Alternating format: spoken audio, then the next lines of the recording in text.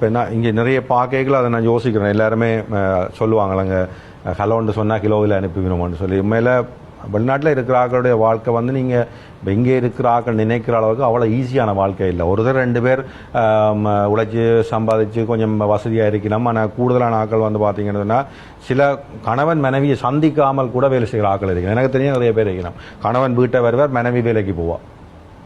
அப்படி கூட இவ்வளோ தங்களை பரத்தி என்ன இதுன்னு சொல்லிச்சுன்னா, இப்போ இங்கேருந்து பார்க்க அவ வடிவா வலிக்கிடணும், இல்லை கார் வச்சிக்கணும், இல்லை வீடு வச்சிக்கணும், ஒரு பிம்பம் தெரியும்.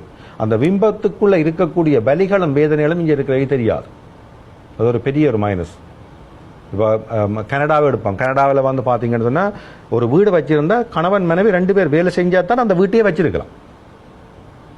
அதில் நெதர்லாண்டில் ஒரு ஆள் வீடு வச்சுக்கணும், 2 பேர் வேலை செஞ்சால் அந்த மோல்கேஜ் கட்டலாம். பிரித்தானியாவில் அதே மாதிரி. பிரித்தானியாவில் நீங்கள் ஒரு வீடு வச்சுக்கிறேன்னு சொல்லிச்சுன்னா நீங்கள் மினிமம் ஒரு மாதத்துக்கு நீங்கள் 8 மணித்தேலுக்கு பதிலாக 16 மணித்தேலும் வேலை செய்வோம். ரெண்டா தான் அந்த மோல்கேஜை கட்டலாம். இங்கே இருக்கிறாக்களுக்கு அதையும் தாண்டி கொஞ்சம் காசு எடுத்து சீட்டை போடுவினோம், கொஞ்சம் காசு எடுத்து அதில் சேமிப்பினோம், கொஞ்சம் காசு இதில்